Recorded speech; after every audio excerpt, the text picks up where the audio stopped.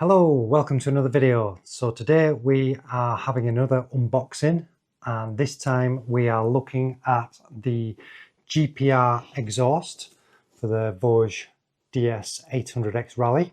So I've been fortunate enough to get this sent to me from GPR for no cost to myself.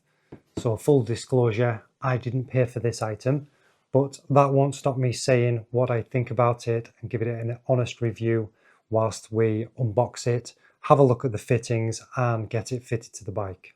So as you'll see by what's on the table here, you get the exhaust can, a link pipe, a strap to go round the can, and a couple of Jubilee clips and some springs. You also get some generic instruction and warranty information and details of its approval. So this one is E-marked, so it is approved for road use. And there is a QR code, which I have had a look at, and that is regarding the bending of this round the exhaust. So you have to bend that round. So if I just bent that now, it would probably just crease in the middle. So you do need to fold that round the exhaust, but the QR code recommends wrapping the paper around the exhaust like that so that you don't scratch it when you fold that round. So once we get the table cleared, we will have a look at getting that ready, but at the moment we're just going to have a look at what the exhaust comes with. So you see it has the link pipe there, and that just goes straight in to there like that. So that is just held in like that, there's no clamp, and then the springs, obviously if I line those up properly, so then the springs go across there to hold that in place. And then you put the rubbers over that just to stop any potential noise from those vibrating on there. This end will go onto the standard exhaust of the bike with this clamp around it, and that just clamps against there. There is no gasket or graphite gasket or anything there. Now, one thing that is missing on this link pipe is it doesn't have the nut for the heat shield. The heat shield spans across the original exhaust and this new link pipe. So I think that's what this is for. So this bracket here will go onto the exhaust link pipe with this nut on there. So you push that all the way in, and that then becomes a securing nut for the heat shield. And you put this Jubilee clip round there to hold that to the pipe. So we'll look at that more when we fit it to the bike, because that will need to be in the right location for exactly where it needs to be. So this bracket here is the one that attaches to the strap that goes around the exhaust. So when that folds in, that then sandwiches in there, and that's what mounts to the original mounting point on the side of the bike. Right, we'll get this box off the table. I've got the weighing scales here, so we'll do as we did with the original exhaust and the Scorpion exhaust and see what the difference in weight is. Right, we've got a bit more space now, and we have the weighing scales here. So first of all, we will just weigh the can on its own.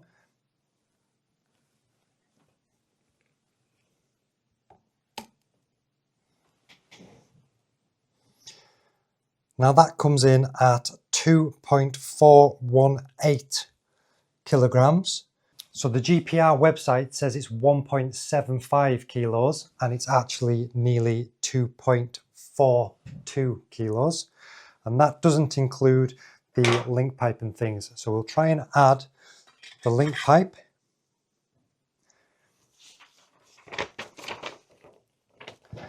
Then we'll add the bracket.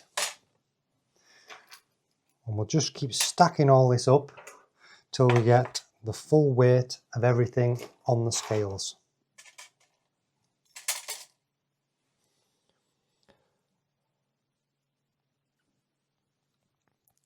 So now with everything on the scales, it tips in at 3.0 0.071 kilograms.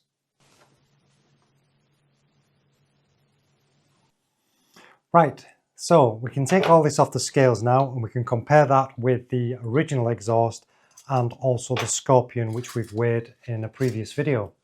So I do have the details written down here. So I can tell you that the standard exhaust was 5.66 kilograms. The Scorpion was 2.716 kilograms and the GPR was 3.071 kilograms.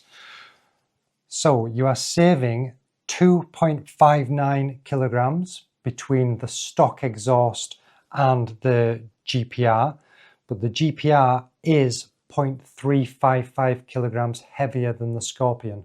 Remove the link pipe and let's have a look at the exhaust itself. So it's a stainless steel brushed construction and it has the end caps pop riveted on and welded tabs for the springs. And what I noticed was with the baffle in, you can see all the way down. So unlike the Scorpion, where the baffle in the end is capped off and the gases have to flow round through the holes and then out, the exhaust gases can flow straight down this pipe. And it does seem that you can remove the baffle. There is a circlip, so you can get some circlip pliers, pull that together, remove the circlip, and then this baffle should come out. But at the moment, with the baffle in, it is E-marked and road legal. If you take the baffle out, then it no longer becomes a road legal exhaust. And you can see here on the back, it does have the E-marking and the details of that certification. For this next section, we're going to need some tape, a 10mm spanner and 4mm Allen key. And this is for this strap. So we need to be careful with this that we don't scratch the brushed aluminium. So that's why they recommend wrapping the can with this paper.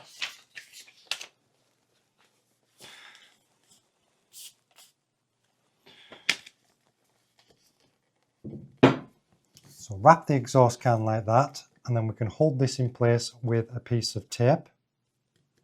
Probably should have found the end of the tape before starting the camera.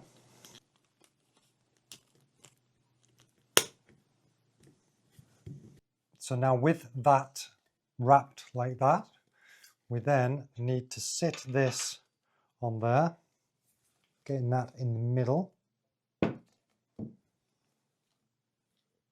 as straight up and down as we can. I'm going to look down here and look for this rivet here, keep that nice and straight. And then we need to fold these edges up.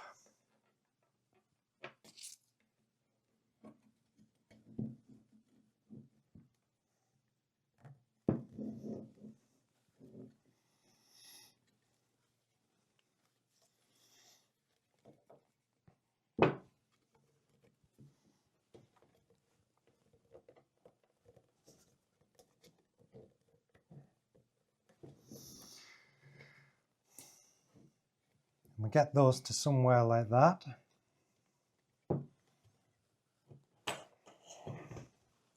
I'm trying to make it as rounded as possible without putting any kind of crease.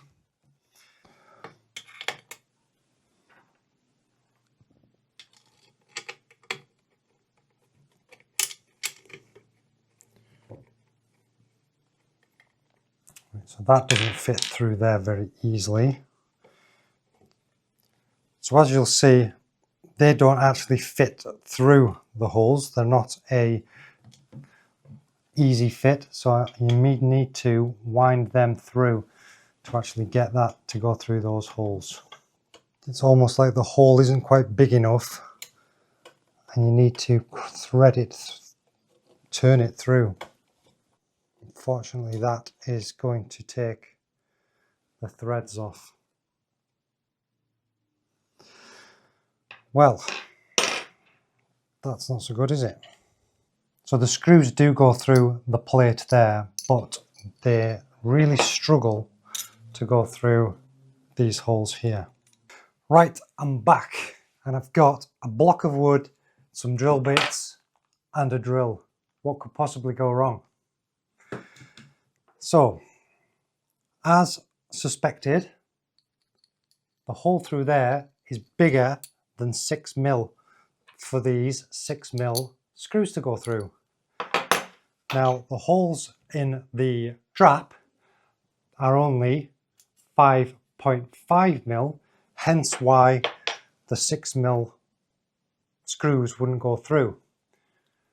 So you can see a 6mm drill bit won't go through. It was only forcing these through with the thread that was allowing me to get them through. So I'm going to put the 6mm drill bit in the drill and try and open these out.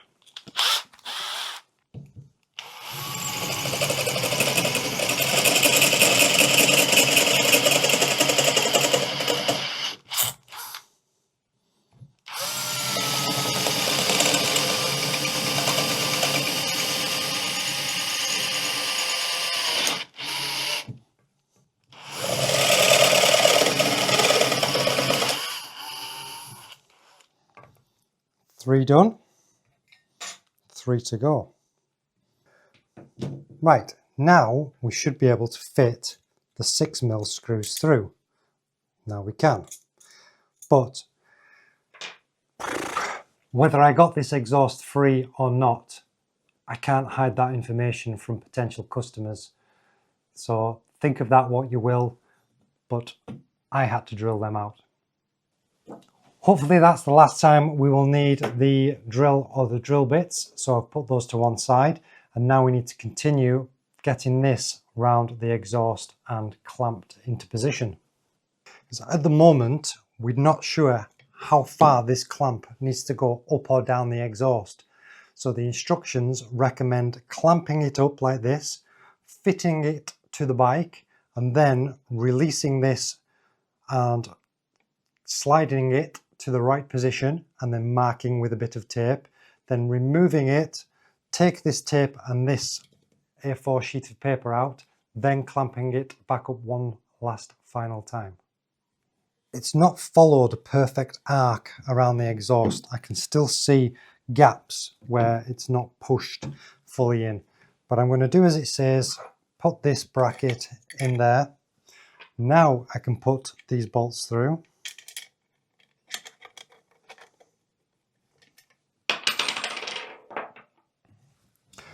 Right, so that's clamped on there now, and I don't know if you can see along this edge, but there is still a bit there. That side's not too bad, but this side just seems to me like it's not 100%.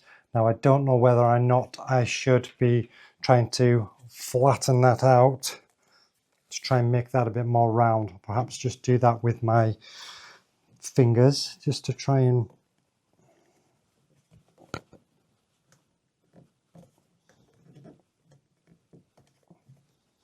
we just want it formed around the exhaust the best shape we can, really.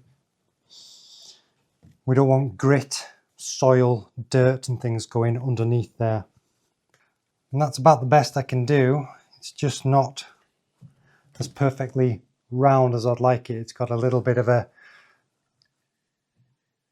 not a kink, but it's just got a slight bend more on this bit here, probably where it is the thinnest metal, just the start of the thinnest piece of metal. It's chose to bend there rather than a nice arc.